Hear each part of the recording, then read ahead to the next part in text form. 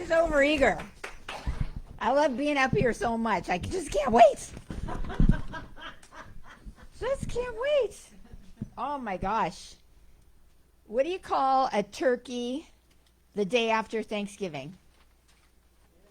Lucky.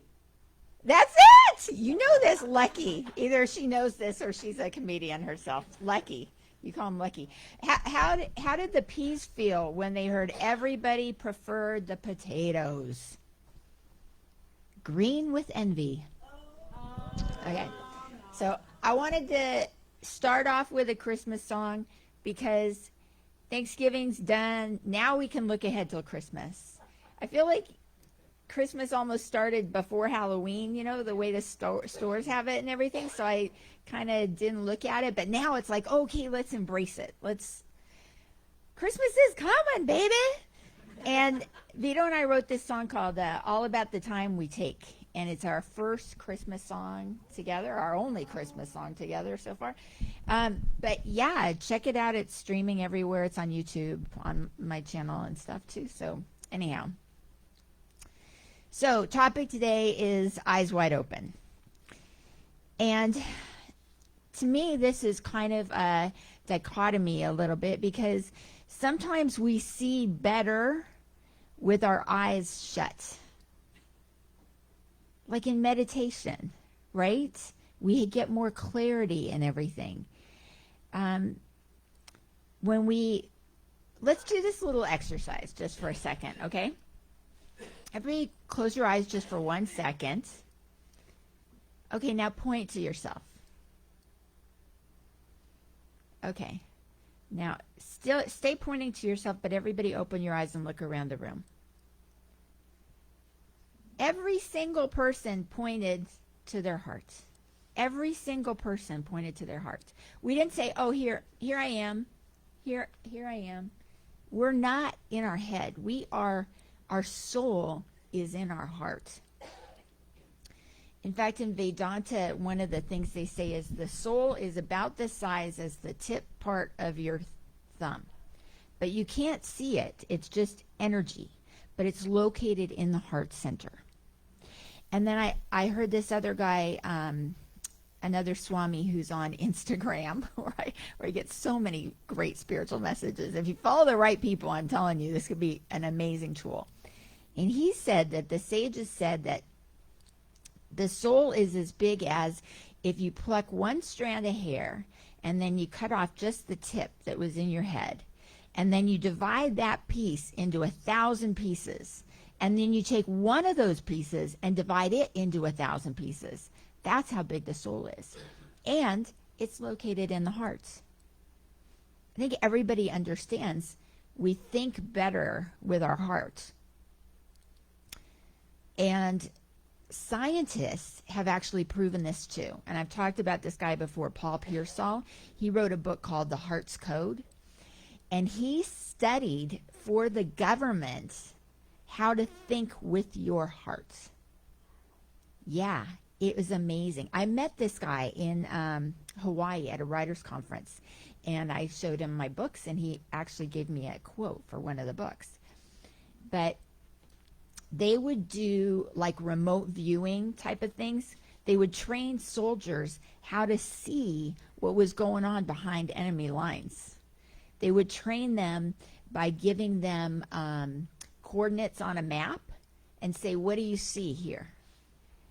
And they could see. And I remember this one experiment he told us about. This man kept saying, this soldier kept saying, there's a tower there, there's a tower there. And of course they would go to that place and then they'd try to corroborate and they'd say, oh, there's no tower, you know.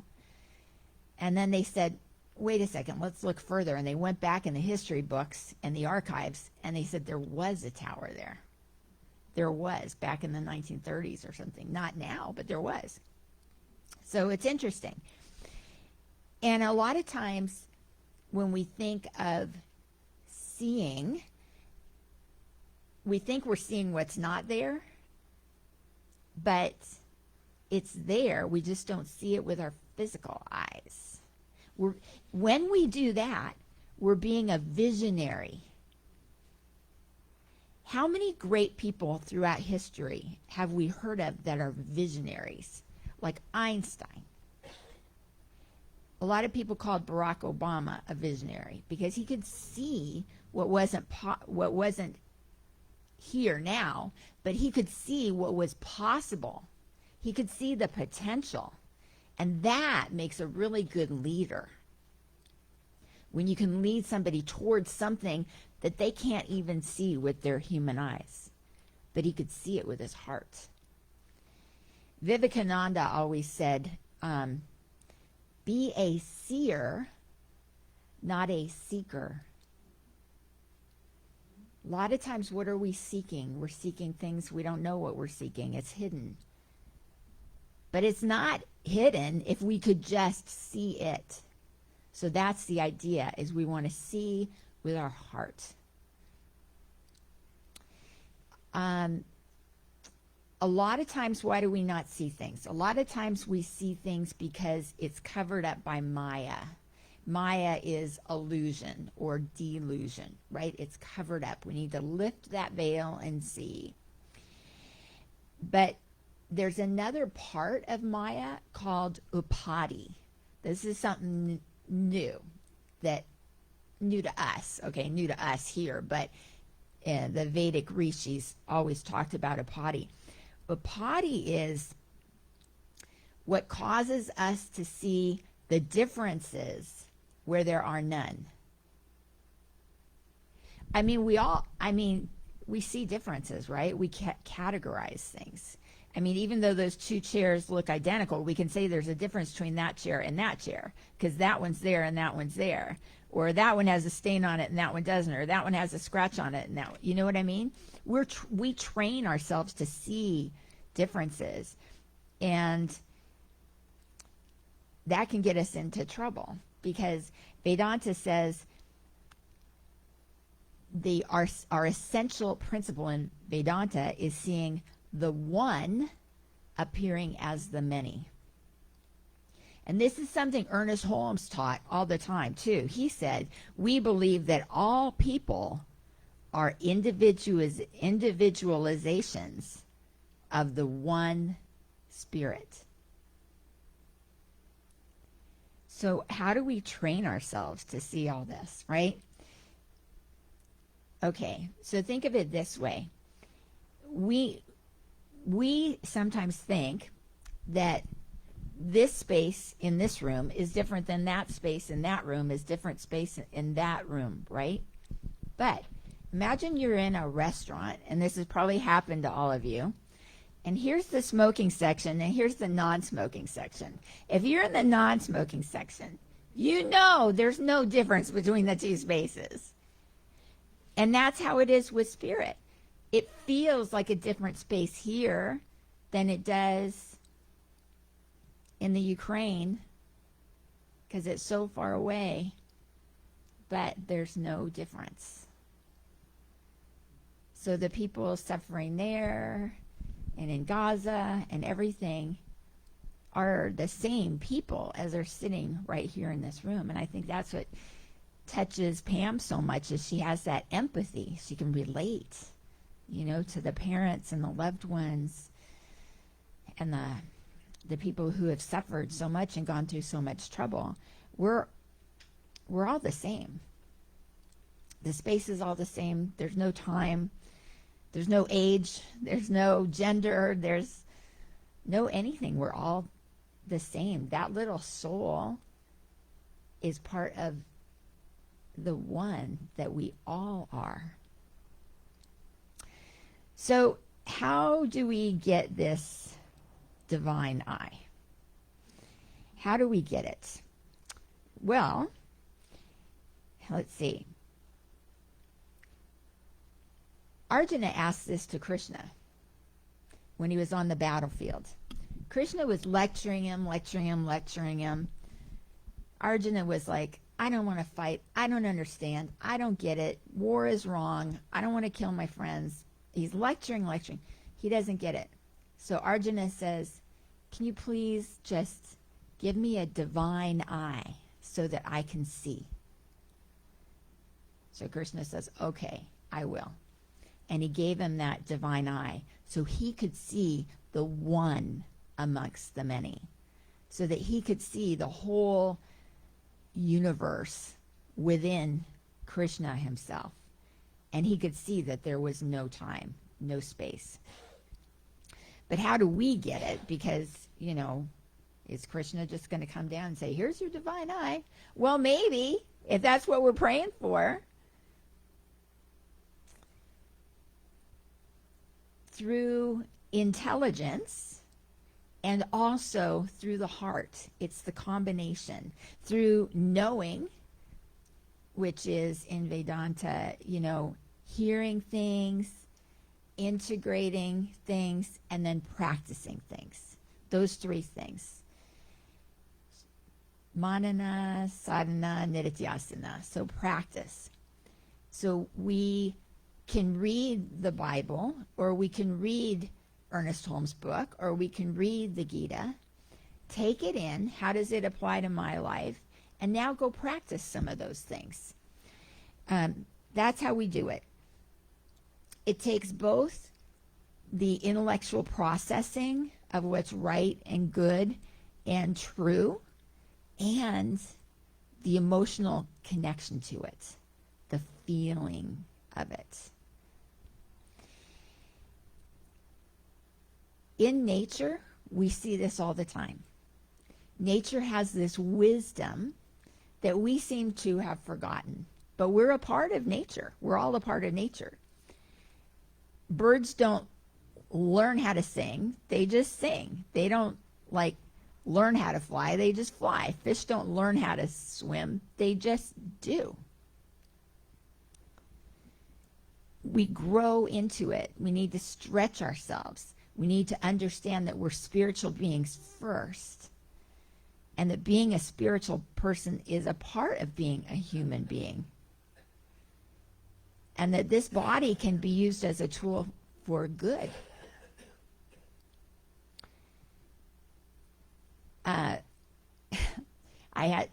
Speaking of nature, this is a little offshoot story.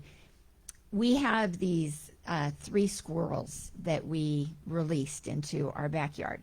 So Greg volunteers for the California Wildlife Center. And when squirrels get abandoned by their mothers, or their mother gets hit by a car, whatever, the baby squirrels, California Wildlife raises them until they can be good on their own. But then they need a transition. You can't just stick them out there and after they've been given food and everything. So they need a transition. So they give us this squirrel box. It's like a big birdhouse, right? Squirrels fit in there. We put it in the tree with a bunch of bungee cords. And for the first 3 days, we give them some fruit and nuts. That encourages them to come out of the box. And then they start understanding, I can come out and I'm safe and I'm going to play and I can find my own food and all that. And then you take the box down and you send it back and you wait for the next batch of squirrels to come. It's really fascinating. Well, tragedy struck at our household. One day, Greg goes in the backyard. He sees this huge turkey vulture on our back lawn. And he's like, "What? Lissa, come here, quick." I'm like, "What is this?" I've never seen a turkey vulture anywhere near our house. And I'm like, "Oh my God, it smells horrible out here. What is going on?" Well, one of the squirrels must have got caught by a coyote or a hawk or something, because the turkey vulture was feasting on the little body. So I'm like, what are we going to do? It's like, what do we do? What's our part in nature here? We can't save the squirrel. He's gone. So Greg does some research, what should we do? And he says, the turkey vulture did not kill the squirrel. Vultures do not kill. Their job is like nature's trash can. They smell the smell from miles and miles and miles away. They have this instinct, and they come to clean up, and that's their job. So he's like, we should just let him do his job. I said, okay, let's let him do his job like a little further away from the house so that I don't have to watch him do his job, you know. So he just kind of shoved it down the hill a little bit, and then another turkey vulture came and joined him. So it didn't take very long after the two of them were there. But it's like you understand that you can see beyond, ew, this gross turkey vulture, he's so mean eating the squirrel or whatever. So no, he's doing his job in nature. He's doing there's a vital part of his role that's taking place here, and he deserves love just like anybody else, you know. But we don't always see that. What are we paying attention to? There's a story in the Ramayana. In the Ramayana, the bad guy is Ravana. The characters in these Indian myths, and a lot of them are not myths because I've been to India and they show you this took place here and this is how we know, you know. But it was so long ago, 5,000 years ago, that there's no witnesses to this stuff, right? Anyhow, so Ravana was actually a very smart man. He was like an excellent Ayurvedic practitioner, and he was a philosopher, but he just had this kind of evil side to him. And he kidnapped this woman, Sita, who was Rama's wife. He kidnapped her and held her hostage. There's one theory that the reason why he kidnapped her is he thought she was his daughter. I don't know if that's true or not. That's for another day. But anyhow, he kidnapped her. So they had to get her back. And there was a war and everything because they wouldn't get her back. Ram, the hero, ended up killing Ravana with arrows. Ram's brother goes over, Lakshman, goes over to Ravana. And he sees Ravana dead.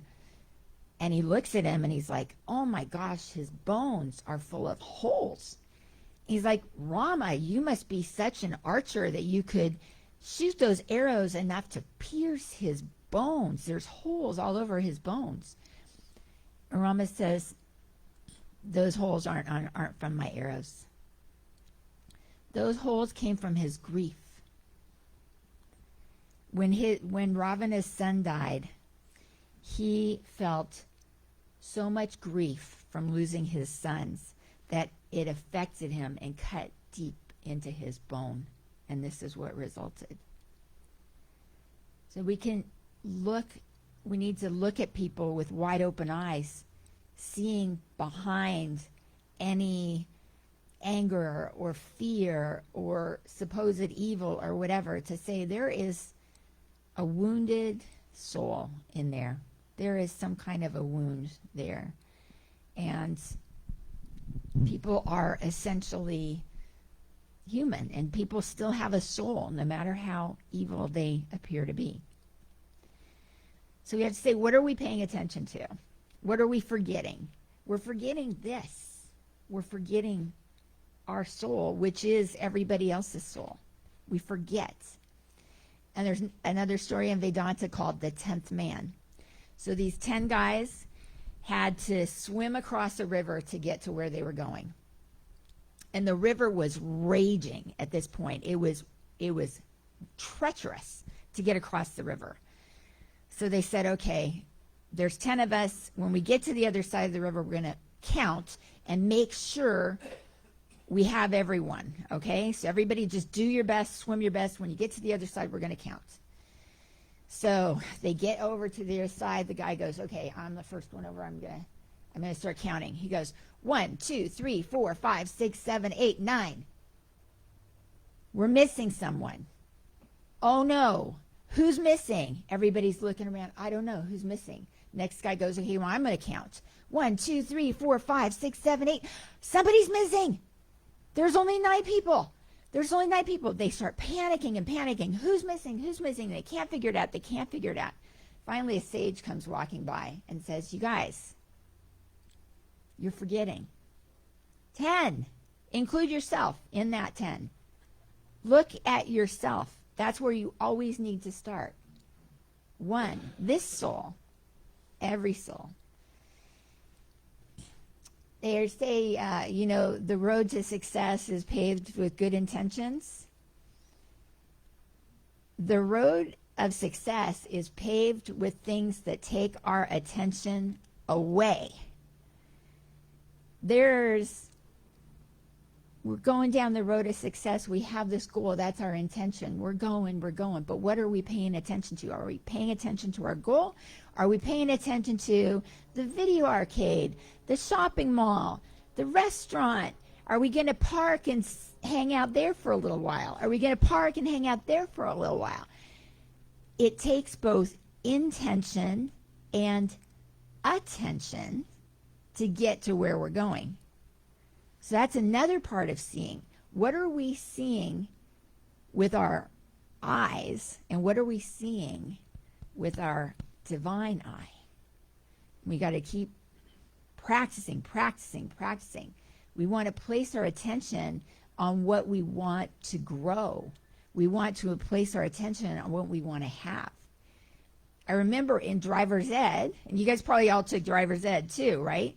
The teacher always said, watch where you're going, because if you look over, it's very easy to veer over, right? Keep your eyes straight ahead on the road. Don't look over, because you'll end up going like this. And that's what we do in life too. We're looking too much about what everybody else is doing. What so much stuff, we're getting lost in what's going on in the world, and we're forgetting what's going on in our world. Because it's all our world. How is it affecting me? What can I do? What do I want? So we often say, I want happiness. Okay, let's break down this sentence. I want happiness. Well, what is that? The ego. Take that away. Want, take that away. Want is desire. We don't need anything. We don't want. It's just desires, gets us caught up in stuff. And then there's just happiness. Let's look at the happiness, because it's here. We just have to see it. We have to be it. We have to experience it. We have to know that it's an essential part of who we are. We could say peace is important to us. Peace. Oh, but I got so much going on in my head. I got so much going on with my family, with my job. There's no peace in my life. There's war in the world. I'm distracted by that and everything. I want peace. But did you know that you experience peace every single night when you go to sleep? We have our waking state, we have our dreaming state, and we have our deep sleep state. And when we're in our deep sleep state, that is our third state of consciousness. It's closest to our fourth state of consciousness, which is transcendence. Turiya, it's called the fourth state. We're right there. The Dalai Lama often said sleep is the best meditation, because you get to that state. And when you wake up, how do you know you were there? Because you don't remember. If you didn't dream it, you remember your dreams, so you know when you were dreaming. But how do you know you were in deep sleep? It's because, I feel so rested. I feel so at peace. I had a good night's sleep. You were there. So what is greater than peace? What's greater than happiness? What's greater than love? What's greater than prosperity? Freedom. Enlightenment. You get freedom when you're enlightened. You get freedom when you know who you are. In the Gita it says, when you know who you are, then you have everything. And you know that this life is not about gaining anything. That's it. So when this is our goal, we're not in pursuit of anything. We're not seeking, we're seeing. We're seeing it. And all of this arises naturally. Vivekananda said, Behold, it comes in might. The power that is not power. The light that is in darkness. The shade in dazzling light. Then we see the big picture. Then we're seeing with our divine eye. Then we experience peace no matter what. As Betty Ann Brennan always said, no matter what. And that